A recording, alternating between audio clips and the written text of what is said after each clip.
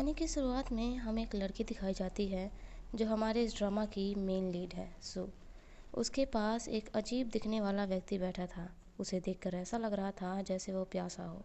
सू उसे अपनी वाइन देती है।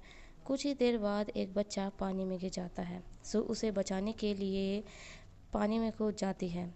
बच्चे को बचा लिया जाता है लेकिन सू पानी के अंदर चली जाती है और हमें एक अद्भुत नज़ारा देखने को मिलता है।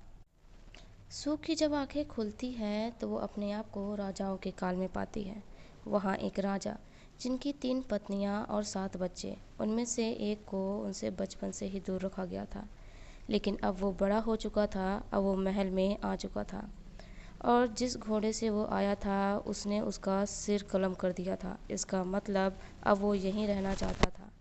जो हमारे इस ड्रामा का मेन कैरेक्टर है वोंगशू। सू और वोंगसू की मुलाकात बहुत अनोखे ढंग से होती है। धीरे धीरे समय बीतता है। सू प्रिंस से प्यार करने लगी थी लेकिन सू की नटखट बहादुरी भरी सोच से सभी प्रिंस उससे प्रभावित हुए। धीरे धीरे वोंगसू सू को पसंद करने लगा था। वह उसे कहता है you are belong to me, लेकिन सू उससे हर पल दूर चली जाती क्योंकि वह दूसरे प्रिंस से प्यार करती थी। धीरे धीरे समय बीतता है। सू के साथ बहुत सी घटनाएं होती हैं।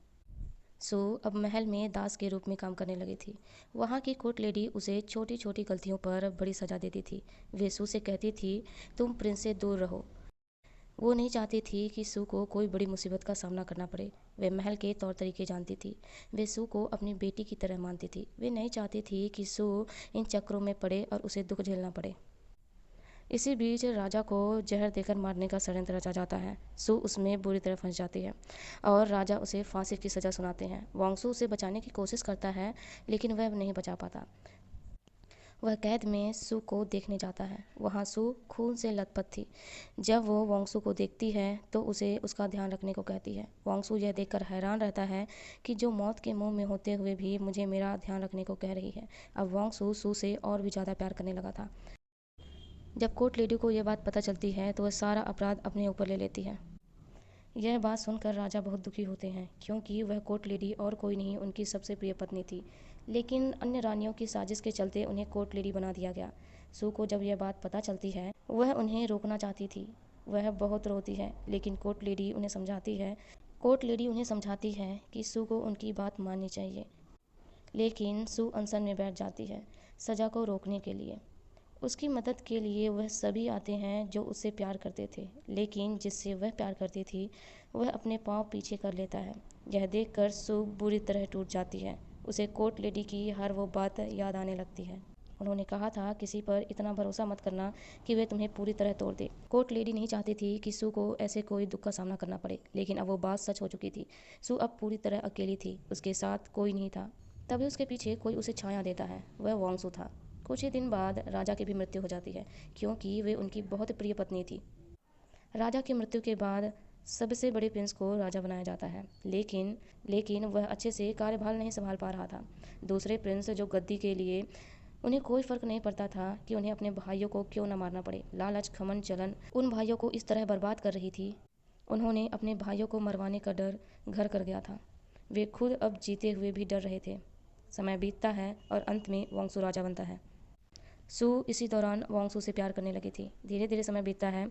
सू और वोंगसू अब साथ रहने लगे थे लेकिन कामों की वजह से वोंगसू सू को समय नहीं दे पाता था।